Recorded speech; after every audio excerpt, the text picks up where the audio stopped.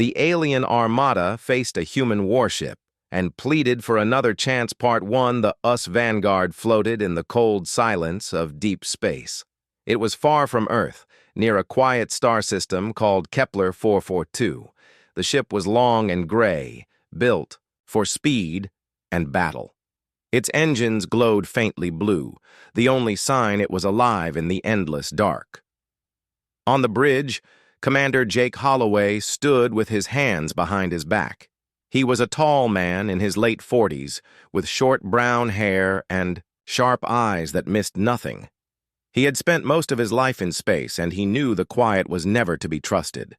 Silence meant waiting. Silence meant danger. Around him, the crew worked quietly. Screens glowed with numbers, star maps, and sensor data. Every sound was soft.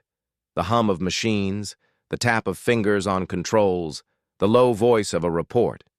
"Still no contact from Earth," said Lieutenant Claire Bennett. She was young, maybe 30, with dark hair pulled into a tight bun. Her eyes never left her screen. "Signal delay is over 20 minutes now."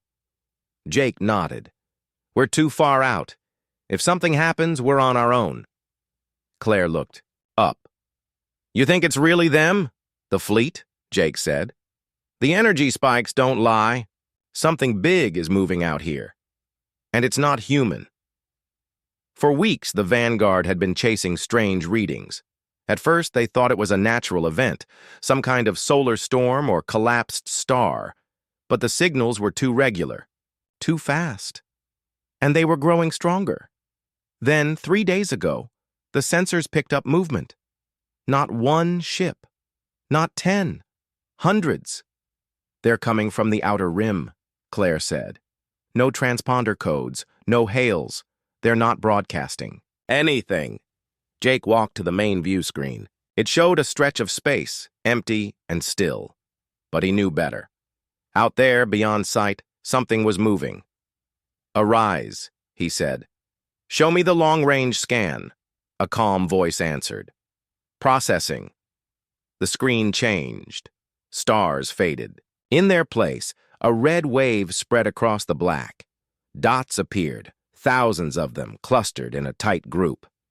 212 confirmed vessels, Arise said. "Size and mass suggest warships. Formation is military. Estimated. Speed, 0.85 light speed.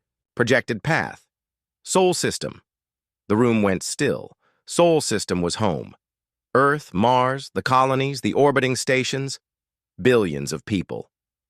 Claire turned to Jake. "They're heading straight for us." Jake didn't answer right away. He stared at the screen. His mind raced. Who were they? Why were they coming? And why so many? "Raise shields," he said at last.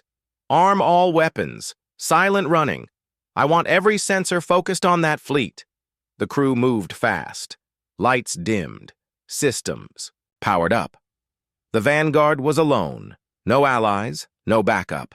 The nearest human fleet was 30 light-years away. They wouldn't arrive in time, and then, without warning, the sky changed. A flash of light tore through space.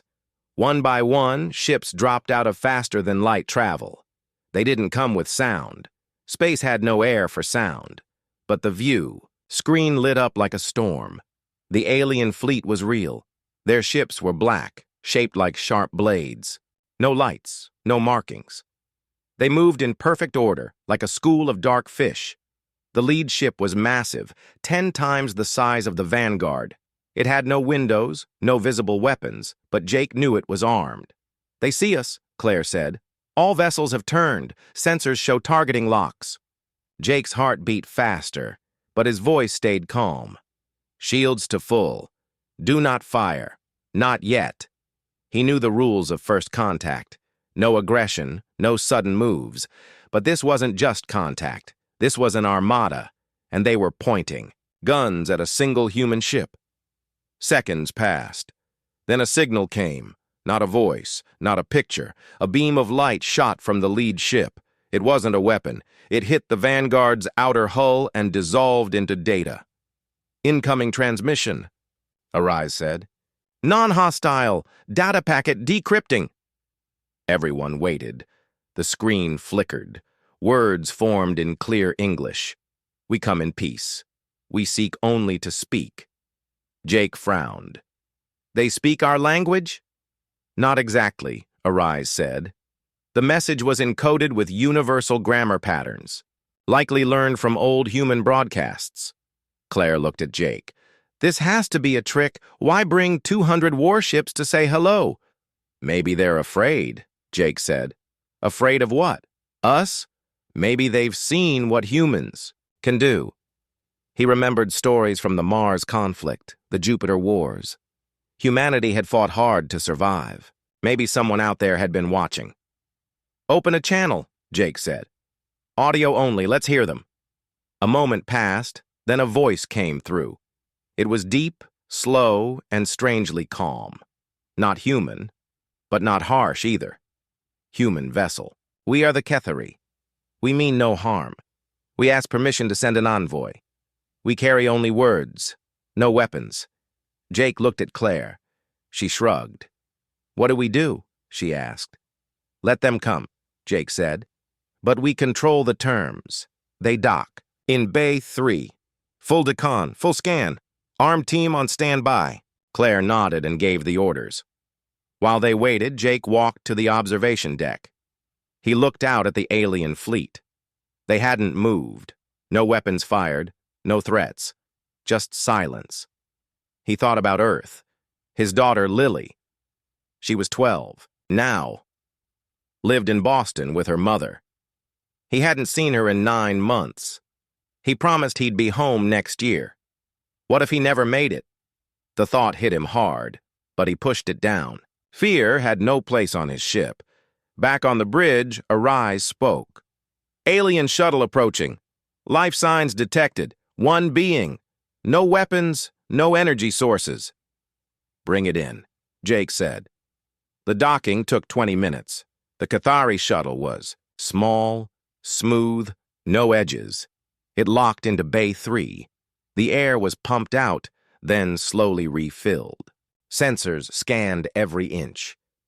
Finally, the door opened. The being stepped out. It was tall, over 7 feet, with long arms and thin legs. Its skin was silver gray like wet stone. Its head was smooth, no hair, no ears. Its eyes were black and deep, like glass marbles. It wore a tight suit with glowing lines. It moved slowly, hands open at its sides. Jake and 4 armed guards watched from behind a safety barrier. Comms were open. Welcome aboard the US Vanguard, Jake said. I am. Commander Jake Holloway. The being tilted its head. Then it spoke, its voice now clearer. I am Vrel. I speak for the Kethari Convergence. Thank you for allowing me to come. Why are you here? Jake asked. Vrel paused. We are running out of time. We came to warn you. Warn us about what? A force is coming. Older than your son. Hungrier than death. It has destroyed many worlds. Now it comes for yours. Jake didn't move. What force? The Devourers, Vrel said. They do not conquer. They consume. They leave nothing. No life, no memory, only silence. Claire stepped forward. And you've seen this happen? Yes, Vrel said. Our world was one of the first. We fought. We lost. We have spent centuries running, hiding, learning, and now we see the same path ahead of you. Jake studied the alien. Its voice was calm, but there was pain in it, real pain. If this is true, he said, why bring a fleet? Because we feared you would not believe us, Vrel said. Your species is young, proud, strong. When we saw your signals, your ships, your wars, we thought you might see us as a threat. So we came with strength to show we are not weak, to earn your attention. And now you're asking for help? Claire said. No, Vrel said. We are asking for a chance to stand with you, to fight together. Because if we do not, neither of us will survive. The room was silent. Jake looked at his crew. They were unsure. afraid, but also curious. He turned back to Varel. "You expect us to believe all this? That a monster is coming, and you're here to save us?" "I expect nothing," Varel said. "I only ask that you look at the data. The proof is in our ships, our records, our scars. We do not lie. We have no reason to." Jake took a breath. "Lock the data in secure storage. Arise, analyze everything, every word, every file." "Understood," Arise said. "And Vrel," Jake said, "you will stay under guard for your safety and ours." Vrel bowed his long head. "I accept your caution. I only hope you act before it is too late." As the alien was led away, Jake returned to the bridge. The view screen still showed the massive fleet, floating like shadows in the dark. Claire stood beside him. "Do you think he's telling the truth?" Jake watched the stars. "I don't know. But if even half of it is true, then we're not just facing aliens. What are we facing? War," he said. "The kind that ends worlds." And for the first time in years, Jake Holloway felt the weight of command like a stone on his chest. Out there, beyond the stars, something was coming, and Earth had no idea. The US Vanguard floated in silence, its lights dimmed, its crew on edge. The alien envoy, Vrel, was placed in a secure room with full monitoring. Sensors scanned his body, his suit, even the air he breathed. No weapons, no hidden devices, just a tall, quiet being with deep black eyes and a voice that carried sorrow. On the bridge, Commander Jake Holloway sat in his chair, arms crossed, staring at the main screen. The Cathari fleet still held position. No movement, no threats. They waited like statues in the dark. Claire Bennett stood beside Arice's main terminal. "Any results yet?" The AI's calm voice replied. "Data decryption is complete. The Cathari files contain star maps, battle logs, and biological records, cross-referencing with known cosmic events. And?" Claire asked. "3 of their recorded planetary collapses match unexplained mass extinctions in nearby systems. Gravitational anomalies, energy drains, total loss of life. No known cause. Until now." Claire turned to Jake. "They're not lying. Something wiped out their worlds." Jake didn't answer right away. He remembered stories from Academy, legends of ancient space horrors, things that lived between stars. He always thought they were myths. Now he wasn't so sure. "Show me the battle logs," he said. The screen changed. A video played, grainy, dark, but clear enough. It showed a Cathari city glowing under a purple sky. Towers rose high, ships flew in formation. Then the sky turned black. Something came from above. Not a ship, not a storm. A wave of darkness moving like smoke but alive. It touched the city, and in seconds, the lights went out. Buildings crumbled, people vanished. Even the air seemed to be sucked away.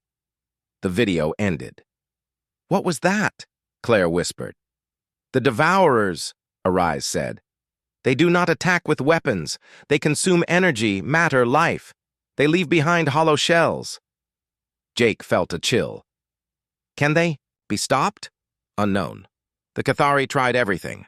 Plasma bombs, gravity traps, energy pulses. Nothing worked for long. Only one event delayed them, a controlled collapse of a star. It bought time, not victory." Claire looked at Jake. "If this is real, Earth has no defense. Nothing we have can stop that." Jake stood up. "Then we need their help." He walked to the secure wing where Vrel was held. The room was small, lit with soft white light. Vrel sat on a low bench, still and calm. "You've seen the data," Vrel said without turning. "You know I speak truth." "Why come here?" Jake asked. "Why not run again?" "Because we are tired of running," Vrel said. "We have lost too much. Our people, our homes, our hope. When we detected the devourers moving toward your system, we knew. We cannot survive alone. But maybe, with you, we can fight. And your fleet? Jake said. Is it here to help or to take?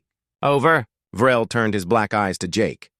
We brought our ships to show strength, not for war against you, for war against them. We have weapons that can slow the devourers, knowledge from centuries of survival. But we need your courage, your fire, your will to fight. Jake studied him. This wasn't the voice of a conqueror. It was the voice of someone who had lost everything. I believe you, Jake said at last. But belief isn't enough. Earth needs proof, and trust doesn't come fast. I understand, Vrel said, so I offer this. Allow our science team to dock. We will share one weapon design, a gravity anchor. It can trap a devourer fragment long enough to destroy it. Test it. If it works, you will know we are not your enemy. Jake hesitated. Letting more aliens aboard was risky. But if they had a real weapon, one team, he said. 5 members, unarmed, full scans. And they answer every question. Vrel nodded. Agreed. Back on the bridge, Jake gave the order. The Cathari sent a small shuttle. It docked slowly, under full human control. 5 beings stepped out, all like Vrel, tall, gray, calm. They carried no weapons, only data pads and tools. Dr. Lila Monroe, the Vanguard's science officer, met them. She was young, sharp, and curious. I'll be your contact, she said. Let's see what you've got. In the lab, the Cathari worked with human engineers. At first, no one spoke much. The machines were different. The controls strange, but slowly they began to understand each other. One Cathari, named Trell, showed a small device, a sphere with glowing lines. This is a gravity core. When activated, it creates a small black hole, not strong, not dangerous, but enough to trap a devourer pulse. Lila frowned. A black hole on a warship. Controlled and contained, Trell said. It lasts only seconds. But in that time, it pulls the devourer energy inward. Then we blast it with antimatter. Lila ran simulations. The numbers were real. It could work. This is incredible, she said. If we can build this into our missile systems, we will help you, Trell said. Not just with this, with all we know. Meanwhile, Jake called a meeting with his senior staff. Greg Turner, the security chief, was against it. We don't know these beings. They could be tricking us. That device might be a bomb. It's not, Lila said. I ran every test. It's exactly what they say. And what about their fleet? Greg said. 200 ships just waiting out there.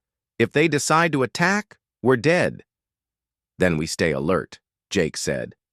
But we don't turn away help because we're scared. If they wanted to destroy us, they already would have. Claire looked at the data screen.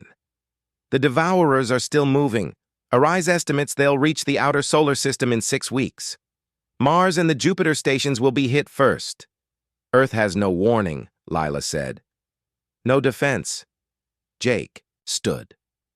Then we send everything we have. All data, all videos, all proof. We transmit it to Earth Command. Let them decide. But we don't wait. We start building those gravity anchors. Now. The crew got to work. For days, humans and Cathari worked side by side. They shared food, though the Cathari didn't eat the same way. They shared stories. Trell told of a world with 3 suns. Lila told of growing up in New Mexico under wide-open skies. Slowly, trust grew. One night, Jake visited Vrel again. You said your people lost everything, Jake said. What happened to your family? Vrel was quiet for a long time. My mate. My 2 young.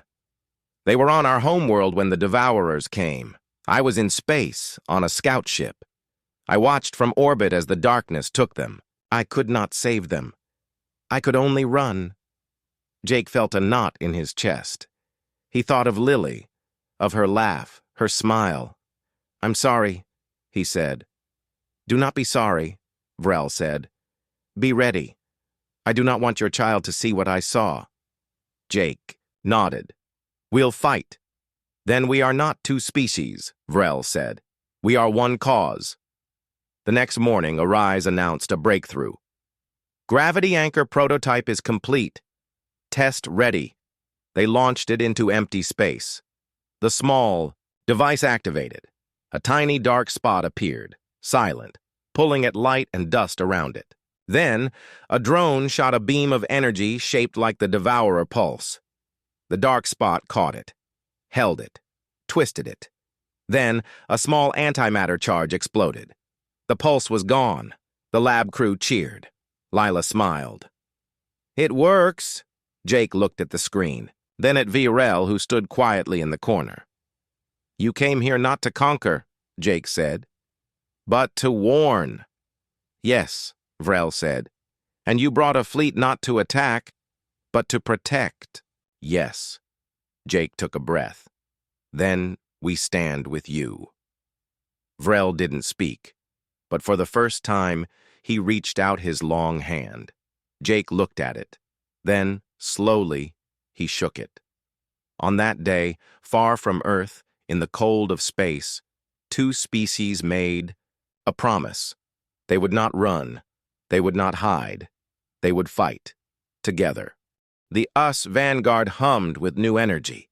The mood on the ship had changed. Fear was still there deep down, but it was now mixed with purpose. The crew moved faster, spoke with more fire, worked like people who finally knew what they were fighting. For after the gravity anchor test, Commander Jake Holloway sent a full data burst to Earth. Everything was included. The Cathari message, the battle logs, the Devourer footage, and proof of the working weapon. The signal traveled at light speed, but it would take over 20 minutes to reach home.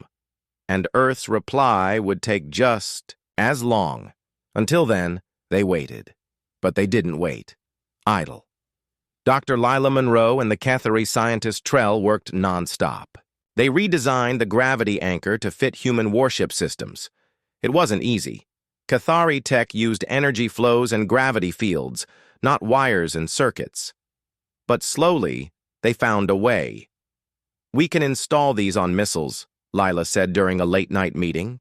"Each one carries a mini-gravity core. When fired, it locks onto Devourer energy and pulls it in. Then boom, antimatter finishes it." Jake nodded. "How many can we build?" 10 in the next 3 days, Lila said. "Maybe 20 if we recycle parts from damaged drones." "Do it," Jake said, "and send the design to Earth. If they believe us, they'll start building too." Meanwhile, Vrel stayed on the bridge during the day, answering questions. He was calm, clear, never angry. When Greg Turner, the security chief, grilled him for hours, Vrel didn't flinch. "How do we know you're not using us?" Greg asked. "Maybe you want the Devourers to come so you can take Earth after?" Vrel looked at him. "If I wanted your world, I would not warn you.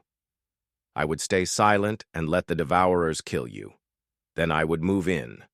But that is not my way. My people do not conquer. We survive, and now we hope to protect." Claire Bennett watched the exchange. Later, she said to Jake, "He's not lying. I can see it in his eyes. He's tired. Not of war, but of loss." Jake agreed. "We need to trust them, not blindly, but enough to act." Then the reply came, from Earth. The signal arrived in the middle of the night. Arise picked it up instantly. "Incoming message from Earth Command," Arise said. "Priority 1. The crew gathered on the bridge. Jake sat in his chair, heart pounding. This would decide everything. The screen flickered. The face of Admiral Keller appeared. He was an older man, gray-haired, with sharp eyes and a serious voice. "Commander Holloway," he said. "We received your data. We ran every test. The Cathari files match known cosmic events. The weapon design is being reviewed. We believe you." A quiet wave moved through the crew. Some smiled. Others exhaled like they'd been holding their breath for days. Admiral Keller continued, "Earth is mobilizing. All defense fleets are on alert. The Helios Gate is being prepared. We're building the gravity anchors as fast as we can. But we need more time." "How much?" Jake asked. 3 weeks, maybe 4. The Devourers are moving fast. We need you to slow them down. If you can delay them, even by days, it could save billions." Jake looked at Vrel, who stood quietly beside Arise's terminal. "We'll do what we can," Jake said. "But we can't do it alone." "You're not alone," Keller said. "We're sending every ship we have. But you're the first line. Hold them, survive, and come home." The screen went dark. For a long moment, no one spoke. Then Jake stood. "We have our orders, but this isn't just about orders anymore. This is about survival. For both our species." He turned to Vrel. "You heard them. We need to slow the Devourers. Do you have a plan?" Vrel stepped forward. "Yes, there is a place. The Helios Gate. It's a narrow path between 2 dead stars. Gravity is unstable there. Only one way through. If we block it, the Devourers must slow down. And when they do, we hit them." "With what?" Greg asked. "With everything," Vrel said. "Cathari, siphon cannons, your railguns, the gravity anchors. If we time it right, we can trap them in the choke point and destroy a large part." Jake looked at Lila. "Can it work?" She thought for a second. "The math is tight. One mistake and the whole field collapses. But, yes, if we set the charges right and fire at the exact moment, we can cause a chain reaction." "Then, that's what we do," Jake said. "Set course for the Helios Gate, maximum speed." The Vanguard turned, engines flaring blue, and shot forward into the dark.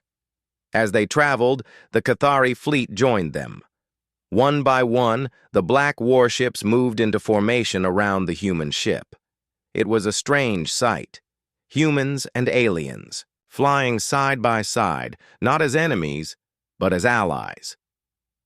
On the bridge, Claire watched the view screen. "Never thought I'd see that." "Me neither," Jake said.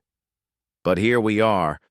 In the days that followed, the crews worked together like never before. Humans taught Cathari how to use their comms.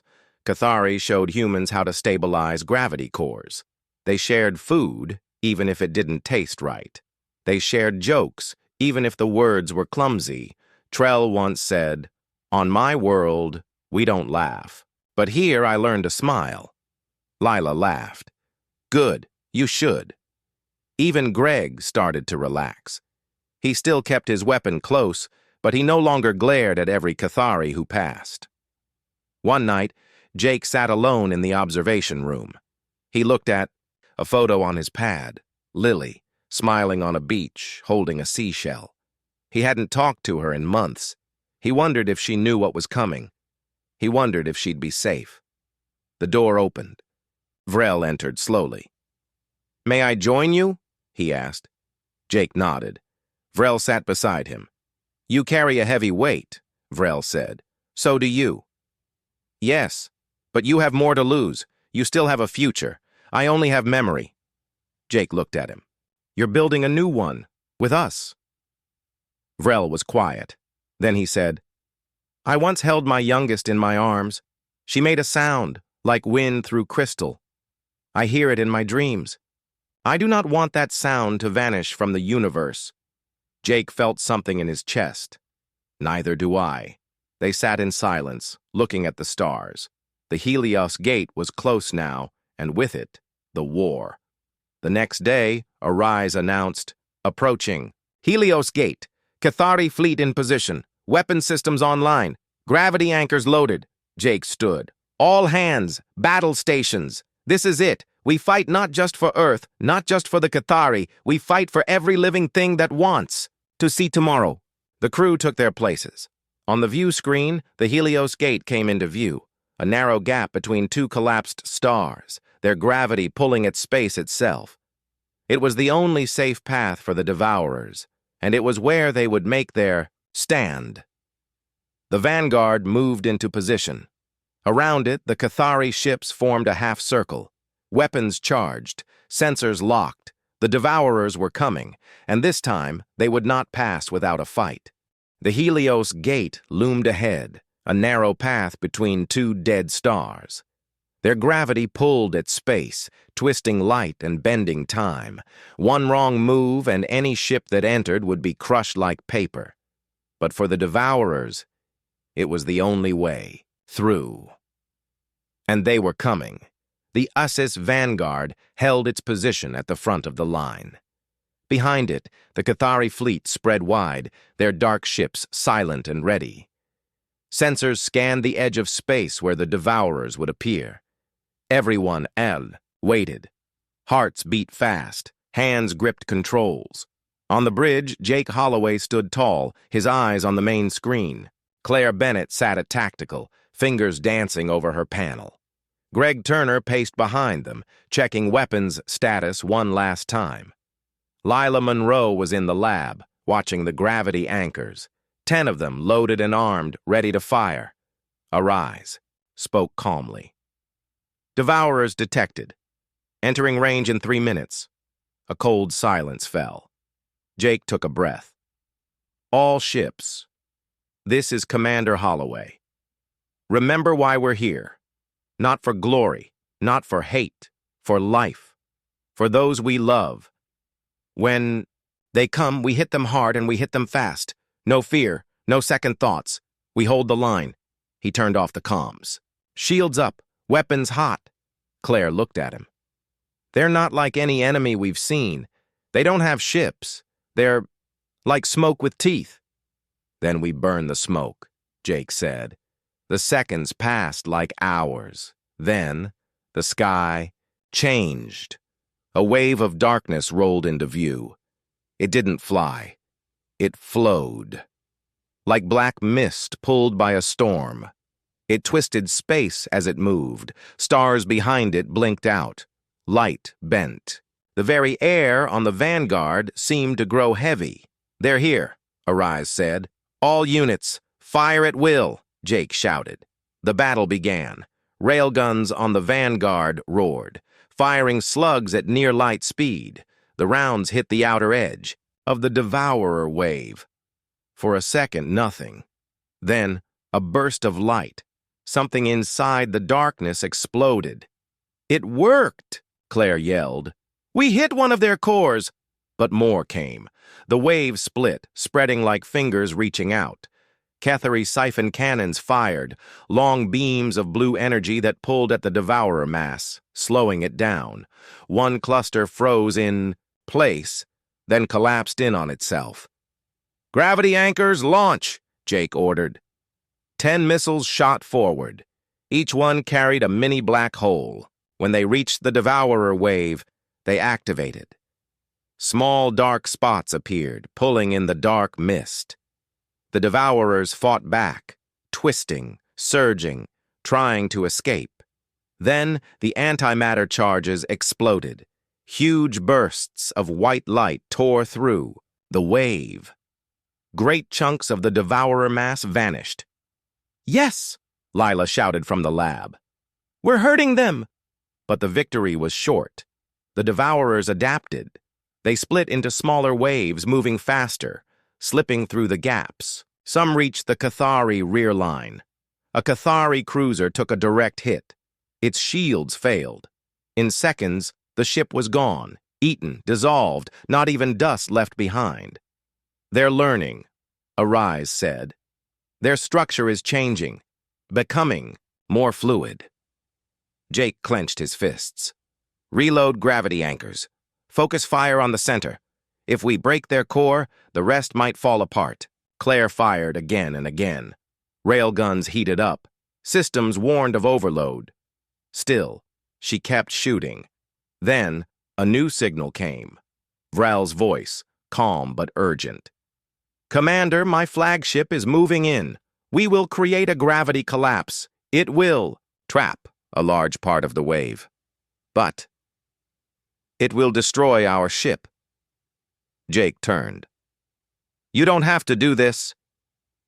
We do, Vrel said. We have run long enough.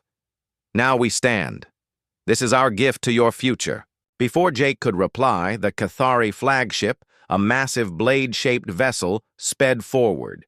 It flew straight into the heart of the Devourer wave. Its engines flared bright red. Its core began to pulse.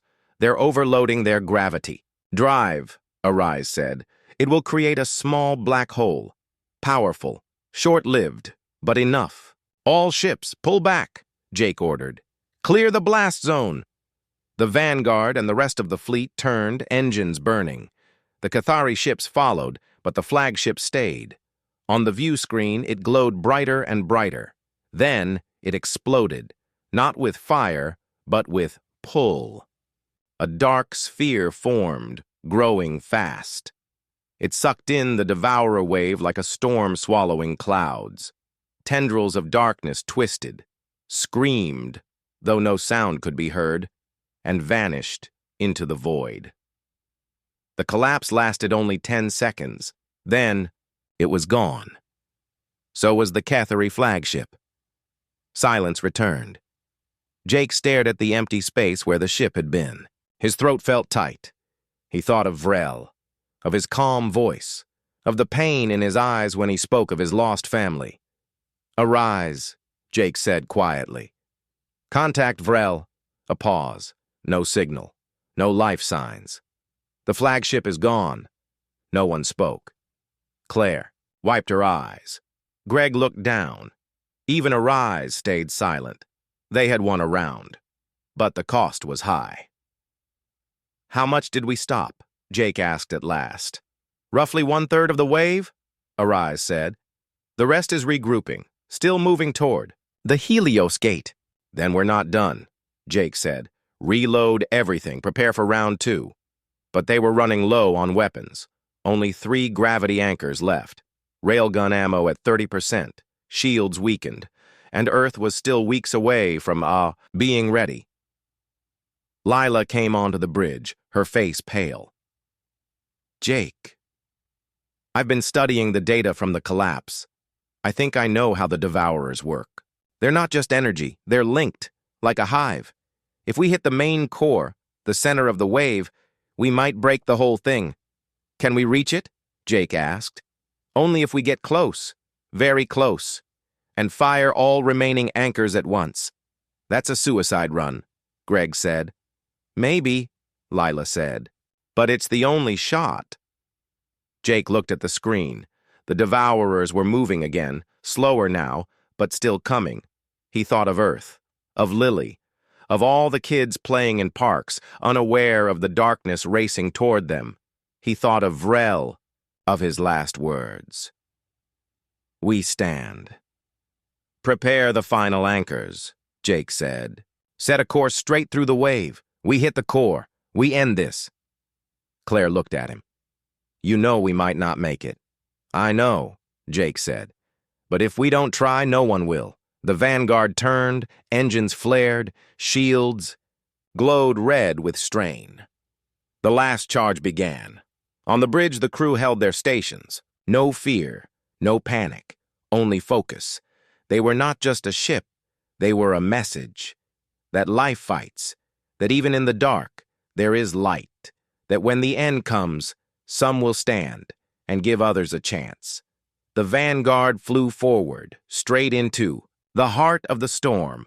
Behind it, the remaining Cathari ships followed, not in retreat, in honor, in war, in hope.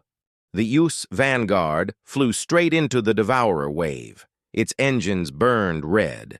Shields flickered under the strain. The ship shook like it might break apart. But it kept moving. On the bridge, every hand was on a control. Every eye was on the screen. The Devourers surrounded them, dark, shifting, alive. They pressed against the shields, testing, probing, trying to get in. Shields at 40%, Arise said. Holding, for now. Jake gripped his chair. Stay on course. When we're close enough, fire all remaining gravity anchors. Aim for the core. Claire's fingers danced over the panel. Anchors ready. Firing in 10 seconds. The core of the Devourer wave glowed ahead, a pulsing mass of black energy, like a beating heart made of shadow. It was the center of everything. If it died, maybe the rest would too. 5, 4, 3. Then a signal came. Not from Earth. Not from the Cathari fleet. From behind. Arise spoke. Incoming energy surge. Multiple contacts emerging from subspace. Jake turned. Show me. The view screen changed. Stars flickered. Then, one by one, ships appeared. Human ships. The Earth Defense Fleet. Dozens of them. Battleships, carriers, drone cruisers, flying fast, weapons already charging. At their front was the USS Sentinel, flagship of Admiral Keller. This is Admiral Keller, the comms crackled. We got your message. We came as fast as we could. What's the plan? Jake didn't smile, but something warm rose in his chest. We're about to hit their core, he said. But we need cover. If you can draw their outer waves away, we can fire the anchors. Consider it done, Keller said. All units, attack formation. Delta. Focus fire on the flanks. Protect the vanguard. The human fleet moved like a storm. Railguns fired. Missile swarms lit up the dark. Energy beams cut through the Devourer mist. The outer waves split, drawn to the new threat. They're distracted, Arise said. Core is exposed. Now, Jake shouted. Claire fired. The last 3 gravity anchors shot forward. They moved fast, weaving through the dark. When they reached the core, they activated. 3 small black holes formed. They pulled. The Devourer. Core twisted, stretched, screamed inward. Then the antimatter charges exploded. A wave of white light burst out, tearing through the darkness. The core shattered. The Devourer wave broke apart, writhing like a beast in pain. But it wasn't over. The Devourers tried to regroup. They pulsed, surged, reached for each other. Then the Sentinel fired. A single beam, brighter than a star, lanced across space. It was the Helios Array, a weapon built to focus solar energy into a single deadly blast. It struck the broken core. The Devourers exploded, not in fire, but in silence. The darkness unraveled. The mist faded. The pull on space vanished. Then nothing, just stars, just quiet. The battle was over. On the Vanguard's bridge, no one spoke at first. They stared at the screen. Some couldn't believe it. Others started to cry. Claire let out a breath. We did it? Confirmed, Arise said. No more Devourer signals. The wave is gone, dissipated, neutralized. Jake leaned back. His body felt heavy. His hands shook, but he was alive. They were all alive. The human fleet floated in formation, damaged but standing. Keller's voice came again. Commander Holloway, report. We're still here, Jake said, and the Devourers are gone. A pause. Then Keller said, You did it. You saved us all. Not alone, Jake said. The Cathari helped. Their sacrifice, it gave us the chance. He looked at Vrel's seat. Empty now. Gone. But not forgotten. In the days that followed, the fleet stayed near the Helios Gate. They pulled survivors from broken ships. They buried the dead, human and Cathari alike. No flags, no ranks. Just names and silence. Lila worked with the remaining Cathari scientists. Together, they studied the Devourer remains. They were not natural, she said. They were made, long ago, by a species that wanted to erase life. But they got out of control. So they're not alive? Claire asked. Not like us, Lila said. More like a machine with hunger. But now, they're broken. And we know how to stop them if they return. Earth sent word. Celebrations. Thanks. Honors. But Jake didn't care about medals. He cared about Lily. He sent her a message. Hey, sweetheart. I'm okay. I'll be home soon. I promise. Back on the Vanguard, the crew stood on the observation deck. The Cathari survivors joined them. They didn't speak much, but they stood together, shoulder to shoulder, under the same stars. Greg, who once didn't trust any of them, handed a Cathari engineer a cup of coffee. "Don't drink it too fast. It's hot." The Cathari looked at it, then smiled, slowly, awkwardly. "Thank you." Jake watched them. He thought of Vrel, of his last words. "We are one cause." And now, it felt true. Months later, peace began. Earth opened its arms to the Cathari. They were given a space station to rebuild. Human and Cathari engineers worked together to design new ships, stronger, faster, built for both species. The Vanguard was repaired and renamed. On its side, a new symbol was painted, a human hand and a Cathari hand, clasped together under a single star. On Mars, a memorial was built. It had no walls, no roof, just a ring of stone, with names carved in, human, Cathari, all who fell. Jake stood there on opening day. He placed a small photo of Lily beside Vrel's name.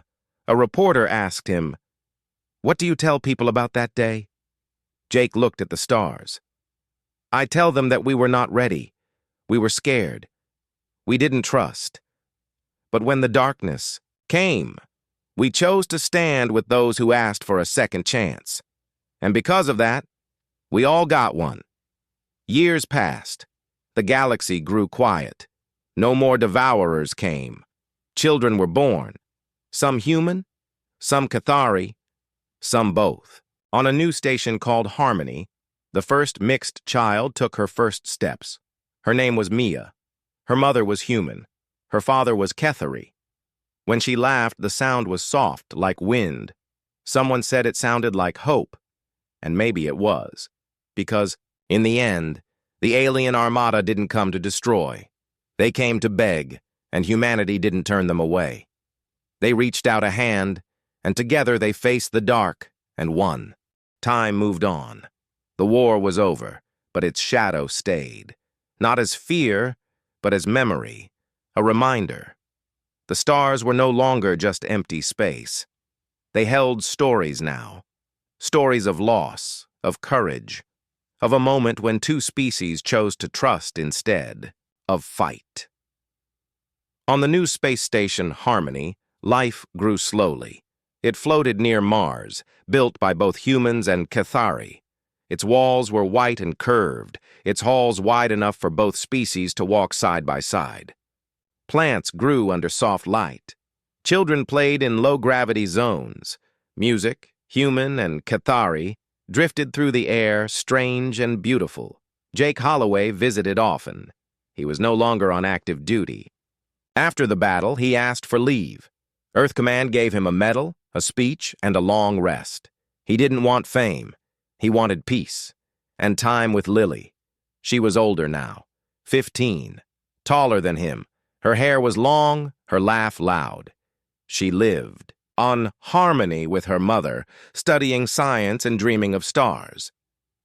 "You never told me the real story," she said one day, as they sat by the observation window. "What story?" Jake asked. "About the Devourers, about Vrel, about how you didn't come home for 2 years. Jake smiled. "It's not a simple story." "Tell me anyway." So he did. He told her about the silence before the storm, about the alien fleet, about the moment he saw Vrel step out of that shuttle, tall and calm, carrying only words. He told her about the fear, the doubt, the way Greg kept his hand on his weapon for days.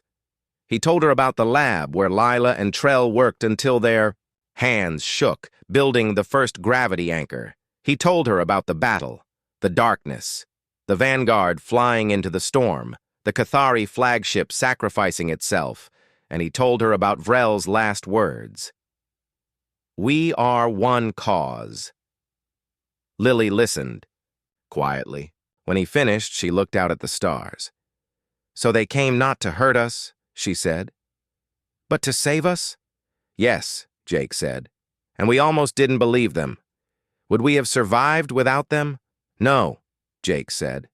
We wouldn't have had a chance. Lily turned to him. Then we owe them. We do, Jake said, and we pay that debt not with words, but with how we live. On Harmony, life went on. Trell, the Cathari scientist, stayed.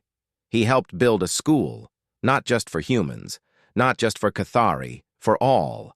He taught young ones how to read energy waves, how to grow food in zero-G, how to speak both languages. One day, a child asked him, "Why did you help us?" Trell was quiet. Then he said, "Because when my world died, no one came. No one warned us. No one fought with us. We were alone. I did not want that for you." The child nodded. "I'm glad you did." Trell placed a long hand on her shoulder. "So am I." Meanwhile, new ships were built. Faster, smarter, armed with gravity anchors and solar beams. But their mission was not war. It was watch. They patrolled the outer systems, scanning for any sign of the Devourer's return. No signal came, but they kept looking. On Earth, cities changed. Statues of old war heroes were joined by new ones. Vrel, Trell, the Cathari flagship. Schools taught the story of the Helios Gate. Children learned that bravery is not just fighting, but choosing to trust. One night, Jake walked through a park in Boston. It was quiet. Trees swayed. Fireflies blinked. A small group of kids sat in a circle telling stories. He stopped to listen. "And then," said a boy, "the Cathari ship blew up and made a black hole and sucked in the bad thing and saved everyone." "That's not how it happened," said a girl. "The Vanguard fired the last shot, with the gravity thing." "Both are true," said an older boy. "They did it together." Jake smiled and walked on. Back on Harmony, Lily started working with the science team. She helped improve the gravity anchor design, made it smaller, safer, more powerful. Lila Monroe, now an advisor, watched her with pride. "You think like your dad." "No," Lily said. "I think like both of them, human and Cathari." Lila nodded. "That's why you'll go further." One morning, Arise sent an alert. Unknown signal detected, deep space, near the Orion Void. Jake was on Harmony at the time. He met Lila and Trell in the command room. The signal played, a series of pulses. Slow, steady, not like the Devourers. "Is it them?" Jake asked. "No," Arise said. "Pattern does not match, but it is artificial, intelligent."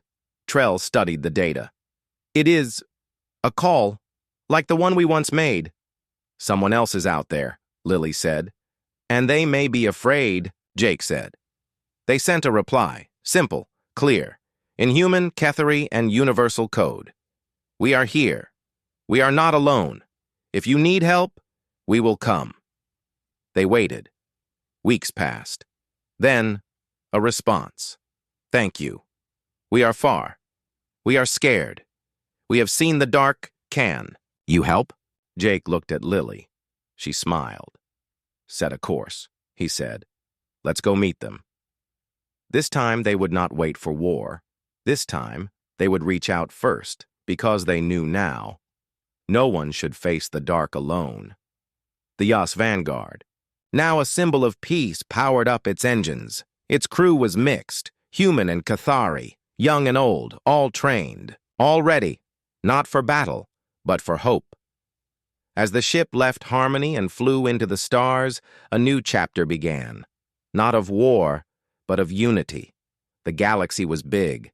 There were more worlds, more beings, more stories. And now humanity was not just a voice. It was a promise. A promise to listen, to help, to stand, and to always, always give another chance.